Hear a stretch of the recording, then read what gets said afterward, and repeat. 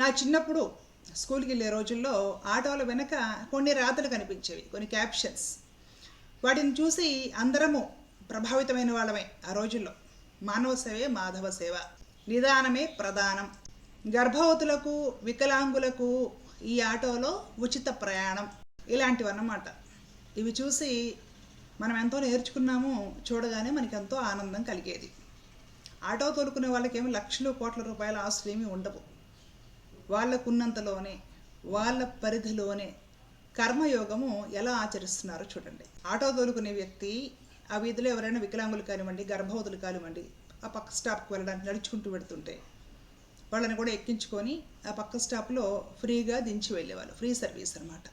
అంటే తను చేసే వృత్తిలోనే భాగంగా సేవ చేయడం. భగవద్గీత లాంటి గ్రంథాలను చూసి నేర్చుకున్నాము. ఇలాంటి మానవత్వాన్ని సమాజంలో చూసి కూడా నేర్చుకున్నాం చిన్నప్పటి నుంచి, స్కూల్కి వెళ్ళే రోజుల నుండి. ఆ తర్వాత ఆటోల మీద మన బాలకృష్ణ ఫోటోలు, మెగాస్టార్ చిరంజీవి ఫోటోలు, అంటే సినిమా హీరోల ఫోటోలు అనమాట, అవి వేసుకునేవాళ్ళు. అది కూడా తప్పు కాదు. ఆ సినిమా పిచ్చితోటి, సినిమా హీరోల మీద ఉండే ఆ ప్రేమతోటి, అభిమానంతో ఆ ఫోటోలు వేసుకునేవాళ్ళు అనమాట. అది వేసుకుంటే కూడా సరదాగానే ఉండేది, పెద్ద ఇబ్బందికరంగా ఉండేది కాదు. కొందరు మాత్రం మొహం మాడుచుకునే వాళ్ళు. వీడు చిరంజీవి ఫాన్, నేను ఎక్కను. చూడు బాలకృష్ణ ఫోటో వేసుకున్నాడు, నేను ఎక్కను. ఇలా కొందరిలో ఉండేవి. ఇప్పుడు మతపరమైన క్యాప్షన్స్ కనపడుతున్నాయి ఆటోల మీద. చాలా ఆటోల మీద చూస్తుంటాం, జీసస్ సేవ్స్ యూ, నీ రాకపోకల యందు ఈ యెహోవా నిన్ను కాపాడుతూ ఉంటాడు, ఎట్సెట్రా ఎట్సెట్రా. ఆ తర్వాత జై శ్రీరామ్ అనేసి ఈ హిందువులు, మాషల్లా అనేసి ముస్లింల ఆటోల మీద కూడా మనకి అడపాదడప కనపడుతూ ఉంటాయి. సరే, అది కూడా మతం మీద ఉన్న అభిమానం అనుకోవచ్చు. ఇప్పుడు ఈ మధ్య ఈ ఆటో గోల సోషల్ మీడియాకి ఎక్కింది. ఒక ఆటో పైన ఒక వ్యక్తి జై శ్రీరామ్ అని రాసిందే కాకుండా ఈ భూమి మీద పుట్టిన అందరూ కూడా హిందువులే, ఈ మతాన్ని మార్చుకుంటే తండ్రిని మార్చుకున్నట్లే అనేసి ఏదో ఒక క్యాప్షన్ రాయడం జరిగింది ఇంగ్లీష్లో. దానికి గొడవ అయింది, కేసు వరకు వెళ్ళింది అనుకుంటాను, బహుశా నాకు తెలిసినంత వరకు. ఇవన్నీ కూడా చిన్న చిన్న విషయాలు, వీటికి కేసులు పెట్టే అంత పెద్ద అపరాధాలు అని నేనైతే అనుకోవడం లేదు. కేసు పెట్టి చర్యలు తీసుకునే అంత పెద్ద అపరాధం అయితే ఏం జరగలేదు కదా. తనకు అనిపించింది, తన భావన తాను రాసుకున్నాడు. అది కానీ ఒకవేళ నచ్చకుండా అభ్యంతరకరంగా అనిపిస్తే, ఇది కాస్త రెచ్చగొట్టే విధంగా ఉంది అనేసి చెప్తే తీపిస్తే పోయేదేమో, దానికి కేసు పెట్టాల్సిన అవసరం అయితే లేదు. అంటే కేసు పెట్టారు అని కూడా కొందరు చెప్తున్నారు, కాబట్టి చెప్తున్నాను నేను. అయితే ఇక్కడ ఈ సోషల్ మీడియాలో ఏమవుతుంది, ఒక పేద ఆటో వ్యక్తి తన మతం గురించి రాసుకుంటే తప్ప అనేసి మాట్లాడుతున్నారే ధర్మరక్షకులను చెప్పుకునేవాళ్ళు. రేపు ఎవరైనా ఒక ముస్లిం వ్యక్తి, ఈ సృష్టిలో అందరూ కూడా అల్లా సంతానమే, అందరూ ముస్లింలే, ఈ ముస్లిం మతం మారిన వాళ్ళు తన తండ్రిని మార్చుకున్నట్లే అని రాసుకుంటే కూడా, ఒక పేద ముస్లిం ఆటో వ్యక్తి రాసుకుంటే తప్పేముంది అని మాట్లాడాలి మీరు. ఆ రోజు మతాన్ని మతము అని మాట్లాడే హక్కు మీకు ఎవరికి లేదు, అది గుర్తుపెట్టుకోవాలి మీరు. అలాగే ఇంకెవరైనా సరే, ఒక క్రిస్టియన్ ఆటో డ్రైవర్, ఈ సమస్త సృష్టి యెహోవాదే, ఆ ప్రకారంగా అందరూ కూడా క్రైస్తవులే, మీ మతాన్ని మార్చుకుంటే, విగ్రహారాధనలో అవి చేస్తే మీ తండ్రిని మార్చుకున్నట్లే అని రాసుకుంటే కూడా నోరు పూసుకుని ఊరుకోవాలి ఈరోజు మాట్లాడే వాళ్ళందరూ కూడా. ఎందుకంటే ఇప్పుడు నేను క్లియర్గా చెప్తున్నానండి. భగవద్గీత ప్రకారము కృష్ణ పరమాత్మ చెప్పేది ఏంటో తెలుసా? అహం బీజ ప్రదః పితాః. ఓ అర్జున, ఈ సమస్త లోకానికి కూడా ప్రకృతి తల్లి వంటిది, నేను బీజ ప్రదానం చేసిన తండ్రిని అని స్పష్టంగా చెప్పేస్తాడు. సమస్త లోకాలను సృష్టించిన తండ్రిని నేనని చెప్తాడు పరమాత్మ భగవద్గీత ప్రకారం. ఈ ప్రకారము మొత్తం అంతా కూడా సనాతన ధర్మమే, ఒక హిందూ భావన అదే. ఇదే విషయం మనకి ఖురాన్లో కూడా కనపడుతున్నమాట. ఈ సమస్త సృష్టి మొత్తం కూడా అల్లాదే, అల్లానే అందరికీ తండ్రి. అది ఒక సగటు ముస్లిం భావన అయి ఉంటుంది. ఈ సమస్త సృష్టికి యెహోవా తండ్రి అనో, జీసస్ తండ్రి అనో, ఏదో మొత్తానికి ఆ బైబిల్లో ఉండేది ఏదో, అది ఒక క్రిస్టియన్ భావన అయి ఉంటుంది. ఈ భావన ఒక హిందూ తన ఆటో మీద రాసుకోవడము ధర్మ ప్రచారం కోసము, ఒక హిందూకి భావ ప్రకటన స్వేచ్ఛ అని మాట్లాడే మీరు, రేపు ఇవే భావనలు ఇతర మతస్థులు వాళ్ళ ఆటోల మీద రాసుకున్నా కూడా నోరెత్తకూడదు. ఇతర మతస్థులు రాసుకుంటేనేమో చూసారా మత ప్రచారం చేస్తున్నారు, మతోన్మాదము నరవడము. మనోళ్ళు రాసుకుంటే మాత్రము ధర్మ ప్రచారం కోసం రాసుకుంటే, ఒక సగటు ఆటో వ్యక్తికి భావ ప్రకటన స్వేచ్ఛ లేదా అని డైలాగులు చెప్పకూడదు. రాసుకోవడం భావ ప్రకటన స్వేచ్ఛ కిందకు వస్తే అన్ని మతస్థులకి ఇది వర్తిస్తుంది. ఇది మాత్రం సామరస్యం కూడా లేకుండా సోషల్ మీడియాలో కంటెంట్ దొరికింది కదా అనేసి రెచ్చిపోయి అరవకూడదు, గుర్తుపెట్టుకోవాలి. ఇకపోతే ఈ ఆటో వాలాలు, ఈ పబ్లిక్ ట్రాన్స్పోర్ట్ చేసే వ్యక్తులు ఎవరైతే ఉంటారో, ఈ అన్నదమ్ములందరికీ నమస్కారం చేసి మరి నేను చెప్తున్నాను ఒక సోదరుగా, గుర్తుపెట్టుకోండి. ఈ సోషల్ మీడియాలో రాజకీయాలకు వాడుకుంటున్న ఈ మతోన్మాదము, అలాగే సోషల్ మీడియాలో కొందరు కడుపు నింపుకోవడం కోసం అనేసి ఫోన్పేలు అవన్నీ పెట్టుకొని ధర్మం కోసం అని అరుస్తూ ఉంటారనమాట. కనిపించిన ప్రతి వీడియో ఏం దొరికినా సరే, చిన్న మొక్క దొరికిన కోతి కొబ్బరి చెప్పు దొరికినట్లు అనమాట. ఆ పూటకు వీడియో చేసుకొని వ్యూస్ తెచ్చుకొని డబ్బు సంపాదించుకోవాలి. దాంతో ఫ్యామిలీ మొత్తం బతికేయాలి. ఈ బాపతు వ్యక్తుల వీడియోలు చూసి మీరు ఉద్వేగపడిపోయి నేను హిందువుని 100 సార్లు అరుచుకోవసరం లేదు. ప్రతి మతం వారికి కూడా ఈ విధంగా రెచ్చగొట్టే వాళ్ళు హిందువులోనే కాదండి, క్రిస్టియన్స్లో ముస్లిమ్స్లో కూడా ఉన్నారు. ఇవి చూసి నేను ఫలానా మతం, నేను ఫలానా ముస్లిం, నేను ఫలానా క్రిస్టియన్, నేను ఫలానా హిందూ అని కట్టం తెంచుకొని ఉద్వేగపడటానికి కాదు మతాలు ఉన్నది. మతం అనేది మీరు ఏది పాటిస్తున్నా కూడా దానిలో చెప్పబడిన మీ మత గ్రంథాలు చెప్పబడిన నైతిక విలువలు, నీతి నియమాలు అవి పాటించండి. తాత్వికంగా మతాన్ని అర్థం చేసుకోవడానికి ప్రయత్నం చేయండి. తాత్విక చింతన అనేది చాలా గొప్ప విషయం. ఒక మతం వల్ల మనిషి శాంతిని పొందగలగాలి, తన కుటుంబాన్ని చక్కదిద్దుకోగలగాలి, తన జీవితాన్ని బాగు చేసుకోగలగాలి, సమాజాన్ని ప్రశాంతంగా ఉండగలగాలి. వీటికి పనికొచ్చేదే మతం. వీటికి పనికి రాకుండా ఉద్వేగంతో జెండాలు చూపించుకుంటూ మతపరమైన క్యాప్షన్లు రాల్చుకుంటూ అరిసి కేకలేసుకునేది మతం కిందకు రాదు, మతోన్మాదం కిందకు వస్తుంది. మీకు మతం కావాలి, మతాన్ని నేను పాటించాలి అనుకున్నంత వరకు ఆగితే మీ జీవితంలో మీకు పరమశాంతి కలుగుతుంది. మీరు ప్రశాంతంగా ఉంటారు, సమాజాన్ని ప్రశాంతంగా ఉంచుతారు. అలా కాదు నాకు మతోన్మాదం కావాలి అనుకుంటారా, మీ జీవితంలో మీరు ప్రశాంతంగా ఉండలేరు, సమాజాన్ని ప్రశాంతంగా ఉంచలేరు. ఈ మత రాజకీయాలు, ఈ గొడవలు ఇవన్నీ కూడా ఓట్ల కోసము, పదవుల కోసము, రాజకీయం కోసమే. సామాన్యుడికి ఒరిగేది ఏమీ లేదు, ఇది గుర్తుపెట్టుకోండి. ఇంకా మనము దిగజారిపోతాం. ఇప్పుడు ఈ మతం నిన్నటి వరకు మనుషులు కతుక్కుంది, ఇప్పుడు వాహనాలకు అతుక్కుంది, వెహికల్స్ కతుక్కుంది. రేపు మీ వీళ్ళకి కూడా వేయించుకోండి. ఒక్కొక్క మతానికి ఏదో రంగు ఉంటుంది కదా, కాషాయం రంగు కొన్నేళ్లకి, పచ్చ రంగు కొన్నేళ్లకి, తెల్ల రంగు కొన్నేళ్లకి వేసుకొని ఇది క్రిస్టియన్స్ ఇల్లు, ఇది హిందువుల ఇల్లు, ఇది ముస్లిమ్స్ ఇల్లు అని రాసేసుకోండి. ఇంకా మీకు మంచి ఉదాహరణలు చెప్తా. పశువులు ఉంటాయి కదా, మనము పాలు వెతుకుతూ ఉంటాం, గేదెలు ఇలాంటివి ఉంటాయి కదా, వాటికి కూడా కొమ్ములకి మీ మతపరమైన రంగులు వేసుకోండి. ఇది కాషాయం రంగు, ఇది గ్రీను, ఇది వైట్. ఇది హిందువుల గేదె, హిందువులు మాత్రమే పిండుతున్న పాలు, ఇవి మాత్రమే హిందువులు తాగండి. ఇది ముస్లింల గేదె, వీళ్ళు పిండుతున్న పాలు, ఇవి మాత్రమే ముస్లింలు తాగండి, ఎట్సెట్రా ఎట్సెట్రా. మన మతము పశుపక్షాదులు కూడా అంటించేద్దాం. ఇంకెందుకు ఆలస్యం? చెట్లకి, పుట్లకి, పొలాలకి, చేలకి అంటించేసేయండి. ఇది ముస్లింలు పండిస్తున్న వరి పొలము, ఇది హిందువులు పండిస్తున్న కూరగాయల పొలము, లేదంటే ఇది క్రిస్టియన్స్ పండిస్తున్న జొన్న చేను. వీటికి కూడా ఓర్లు పెట్టేయండి.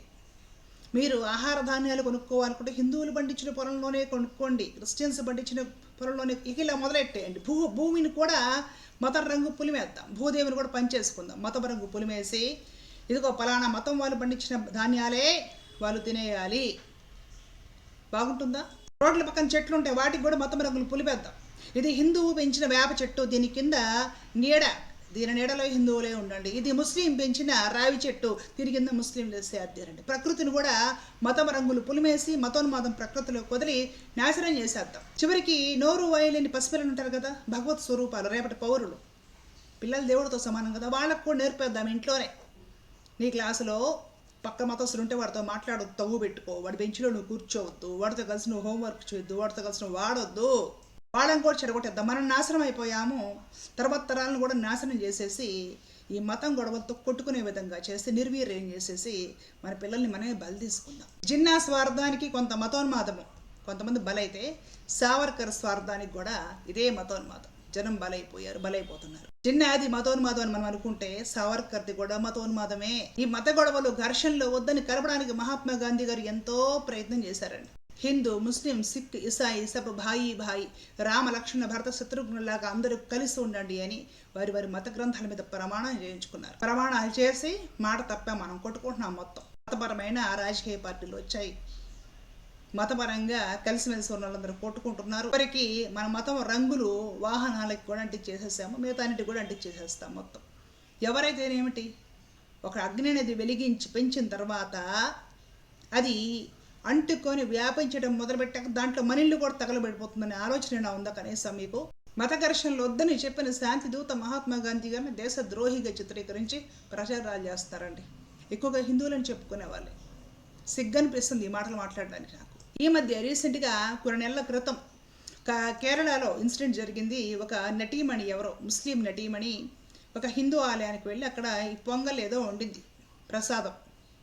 ముస్లిం పెద్దలు గొడవ చేశారు. రంజాన్ మాసంలో ఉపవాసాలు చేయకుండా ఆ పక్కన వాళ్ళ గొడవకి వెళ్ళి పొంగళ్ళు పులిహోరలో వండడం ఏంటి అని అడిగారు. దానికి ఆవిడేదో జవాబు చెప్పుకుంది, అయిపోయింది. మన వాళ్ళందరూ వీడియోలు చేస్తారు, చూసారా వాళ్ళ మతోన్మాదము. ఒక ముస్లిం నటీమణి మన గుడికి వస్తే వాళ్ళు ఊరుకోలేదు, వాళ్ళ మతోన్మాదము అనేసి వీడియోలు చేసి గొడవ చేశారు. ఇప్పుడు నేను ఒక మాట అడుగుతా, ఒక ముస్లిం నటీమణి మన గుడికి వస్తే ముస్లిం పెద్దలు గొడవ చేస్తే మతోన్మాదము, మరి మన వాళ్ళు నెల్లూరు రొట్టెల పండగకి వెళ్తే మనం గొడవ చేసేది ఎందుకు? అది మతోన్మాదం కాదా? మన హిందువులు కడప దర్గాకి వెళ్తేనో, నెల్లూరు రొట్టెల పండగకి వెళ్తేనో, ఇంకేదైనా దర్గాకి వెళ్తేనో మనం ఎందుకు గొడవ చేస్తున్నాం? మనం చేసే గొడవేమో మన ధర్మాన్ని రక్షించుకోవడానికి, అవతల ముస్లిమో ఇంకొక మతం వాడో చేసే గొడవేమో మతోన్మాదంతో. తెలిసి తెలియక యూట్యూబ్ ఛానల్స్ చూసి పనికి మాననివి చూసేసి ఈ రాజకీయాల్లో పదవుల కోసం బ్రహ్మాండంగా మతాలను వాడుకుంటున్నారు. ఇవన్నీ నిజమే అనుకొని, ఇదే హిందుత్వం అనుకొని, చివరికి బాగా నిష్కల్మషంగా ఉండే ఆటో వాళ్ళాలు, అందరితో స్నేహంగా ఉంటారు. ఎంతోమంది ఆటో వాళ్ళు అన్ని మతాల వాళ్ళు ఉన్నారు. వాళ్ళకి పరిస్థితి సరిగ్గా ఉన్నా లేకపోయినా కూడా వాళ్ళు ఆటోల్లో ప్యాసింజర్స్ ఎవరైనా పర్సులో బ్యాగ్లో వదిలేసిపోతే నిజాయితీగా తీసుకెళ్లి పోలీస్ స్టేషన్లో ఇచ్చిన వాళ్ళు ఉన్నారు. 4 మంది ఆటో వాళ్ళు చాలా నిజాయితీగా పనిచేసే వాళ్ళు.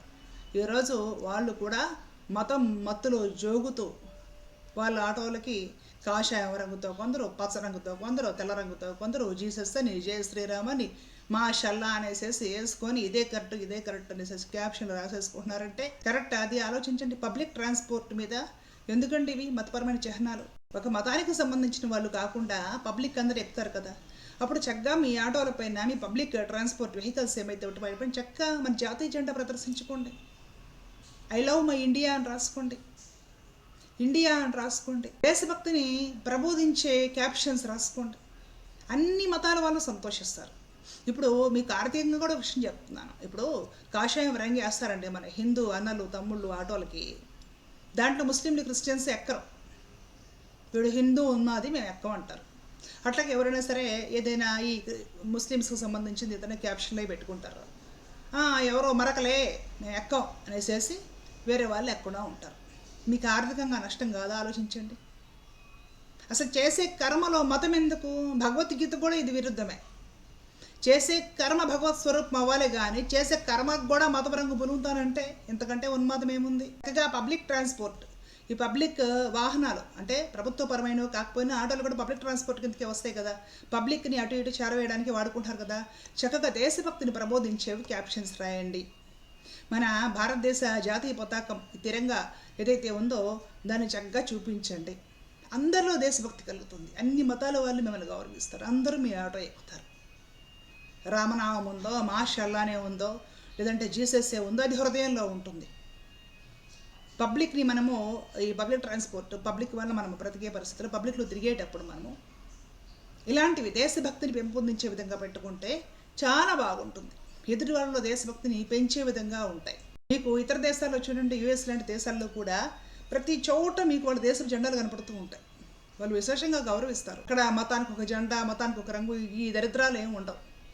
మీరు ఎక్కడికి వెళ్ళండి వాళ్ళ జెండా ఉన్నవి ప్రతి చోట కనపడతాయి. ఈవెన్ పబ్లిక్ పార్కులు, స్విమ్మింగ్ పూల్స్, సినిమా థియేటర్స్ ఎక్కడికి పోండి వాళ్ళ దేశపు జెండాలు విపరీతంగా ఎక్కడ పడితే అక్కడికి పెట్టి కనపడతారు. టీషర్ట్ల మీద వేసుకుంటారు. చూడండి ఇతర దేశాల్లో. మనము మతము లేదు, ఇదంతా హిందుత్వం మాత్రం ఏముందంటే మళ్ళీ దీంట్లో కులం. ఎప్పుడు బాగుపడతాం మనము? మన పిల్లలకు కూడా ఏ దరిద్రం నేర్పుతాం మనం? దిక్కుమాలిన సోషల్ మీడియాలో లెక్కలేని ఛానల్స్ పొట్ట గడుపుకోవడానికి, కొన్ని రాజకీయ పార్టీలకు భజనలు చేయడానికి మతాలను వాడుకుంటున్నాయి. వాళ్ళ ప్రభావంలో మీరు దయచేసి పడకండి. మానవత్వమే అన్నిటికంటే గొప్ప మతము. మానవత్వం లేనప్పుడు ఏ మతంలో ఉన్నా కూడా భగవంతుడు హర్షించాడు. ఈ పబ్లిక్ ట్రాన్స్పోర్ట్ పబ్లిక్లో పనిచేసే వాళ్ళకి మానవత్వం ముఖ్యంగా ఉండాలి. మతోన్మాదం కాదు ఉండాల్సింది. ఈ పబ్లిక్లో ఆటోలు తోలడము, లారీలు తోడడం లాంటి పనులు చేసే వాళ్ళు ఆ పబ్లిక్లో ఎవరికి ప్రమాదం జరిగినా వాళ్ళు ఏ మతస్థులని ఎవరైనా సరే స్పాట్లో రక్షించే ప్రయత్నంలో ఉండాలి. పబ్లిక్లో పనిచేసే వాళ్ళకి, రోడ్ల మీద పనిచేసే వాళ్ళకి మానవత్వం అధికంగా ఉండాలి. మతోన్మాదం ఉండకూడదు. మీకు అర్థమైందని భావిస్తున్నాను. మీ సోదరిగా భావించుకొని చెబుతున్నాను. కొందరికి నచ్చకపోవచ్చు, కానీ నేను చెబుతున్నది సమాజ క్షేమం కోసమే. మతోన్మాదము ఇంకొక మతంలో మనకి ఇబ్బంది కలిగించినప్పుడు అది మన మతంలో కూడా కనిపించకూడదు. ధర్మరాజు వారు చెప్పింది అదే. భారతంలో ఎదుటివాడు ఏం చేస్తే నీకు అది బాధ అనిపిస్తుందో అది నువ్వు చేయకుండా ఉండడమే ధర్మాలన్నింటిలోకెల్లా గొప్ప ధర్మము, పరమధర్మం అని చెప్తాడు. మనం ఏమర్థం చేస్తున్నాం భారతాన్ని? రామాయణంలో కూడా ఇదే నీతి ఉంటుంది. మనకి అర్థమైతే కదా, అర్థం చేసుకొని సర్దుకుపోయి అందరూ కలిసిమెలిసి ఉండాలి. వసుదైక కుటుంబం మనది. అర్థం చేసుకొని సర్దుకుపోయి కలిసిమెలిసి ఉంటేనే సమాజం బాగుంటుంది. జై హింద్.